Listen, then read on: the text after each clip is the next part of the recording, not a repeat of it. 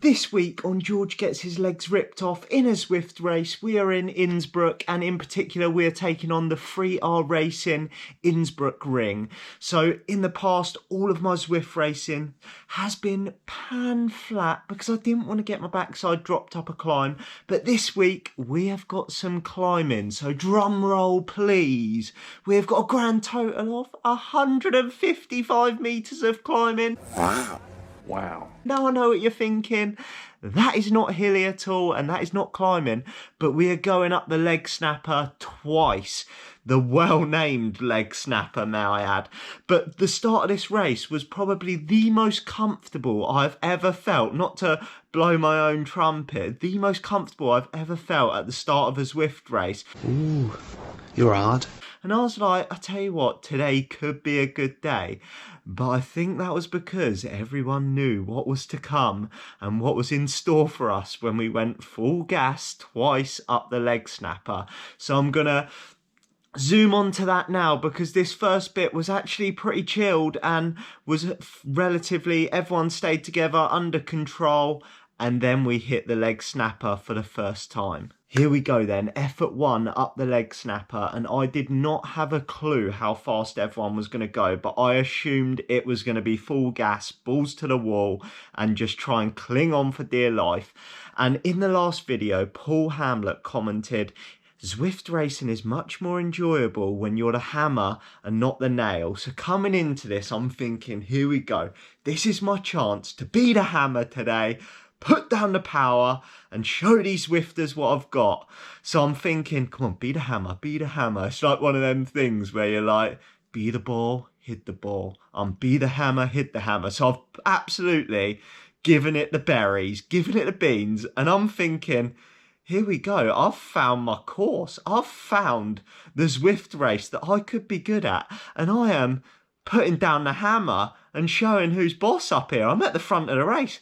Never have I seen number one up a climb on Zwift, but I am number one. But little did I know, effort one up here does not really matter that much because you've got to go up it again. So I'm not going to lie, I burnt a few matches there. Just, I blame you, Paul, telling me to be the hammer.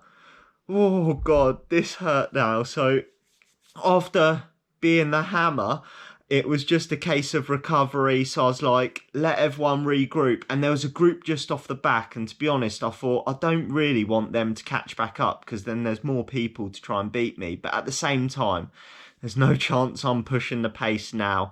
So it was literally just stay in the group now, try and recover, because I knew I had to do that enjoyable effort yet again. So it all came back together, and just rolling through lap one, I'd managed to recover a little bit, but I was not looking forward to going up that leg snapper again.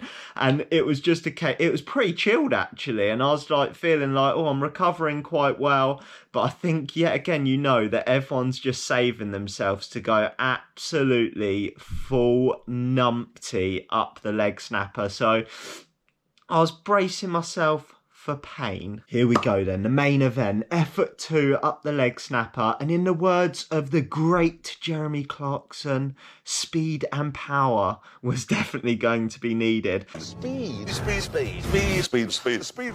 and power. A lot of power. Power. But as you can imagine, everyone's getting a bit twitchy, the bum's going, and we're all trying to get near the front, and we're all thinking, here we go, it's our time to shine. Everyone's going to pin it. I'm at the front and I'm thinking, come on, in the words of Paul Hamlet, put down the hammer. And I'm not even joking, I put down the hammer up here and it destroyed me. So for this 60-second effort, this was an indoor power PB and my best 1 minute power this year of 501 watts for 1 minute.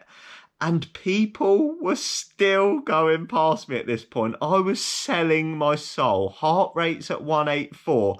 The guys here are pulling away from me. And I'm thinking, heart rate's hit 187. There's nothing I can do.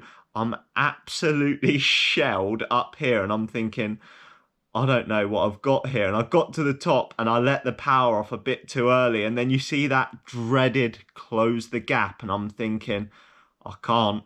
I've just blown my biscuit up there. And I'm thinking, this is it. This is race over. I'm trying to aero tuck. I'm trying to do everything because I'm absolutely just shelled myself up there. But I'm thinking I've got to close the gap because this week I wanted to prove myself in the sprint. So I'm like, come on, one last little dig up this bit, close the gap, and then you'll be able to get in the slipstream and recover a bit. So I did manage, I think it was just down here in a second, I managed to put a little dig in, close the gap, get back in the group, and I was like, right, now it is just time to try and recover as best I can, because this week I need to try and put a half decent sprint out. But that leg snapper absolutely destroyed my soul. So it all stayed together, and then we're on to the finale. We're at 1.6 kilometers out, and I'm thinking my legs are not feeling so great. The guy on the green bike there hits it off the front, and in hindsight, watching this now, you're thinking, yeah, you should have gone with that. You should have followed that attack. I couldn't. My legs were absolutely in pieces at this point after the 2 efforts I had done. And I was thinking, here we go. It's going to be another week where I do a terrible sprint. And everyone, I think, at this point was looking around thinking, who's going to close that gap? And that guy has just absolutely whacked it off the front. He's doing like 7 watts per kilo. He's pulled away. And then everyone else starts thinking, oh, no one's closing the gap. He whacks it, and then I think someone else whacks it.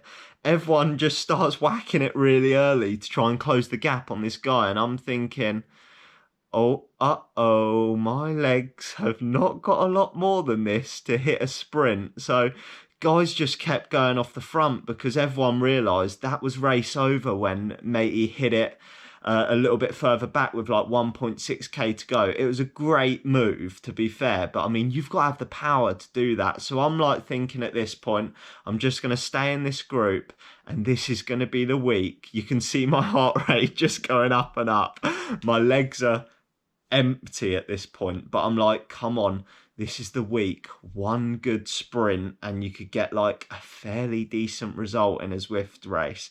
So we're at like 350 watts. I'm well over threshold here, and I'm thinking, when do I pin it? When do I pin it? And I'm thinking 200 meters to go is my time to shine. So here we go. We hit the 200 meters.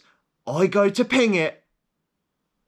And that is it, a grand total of 690 watts. And then it was just pure survival to the finish. Another pathetic sprint and another brutal Zwift race. I finished 11th in the race, 273 watts average, 4 watts per kilo. And I think I was 8 on Zwift power. So I was happy with the performance I put in. But man, I need to get better at sprinting at the end of a race when I am absolutely hanging out. But the Insbruckring, absolutely savage going up that leg snapper. But I hope you've enjoyed the video, and I'll catch you in the next one.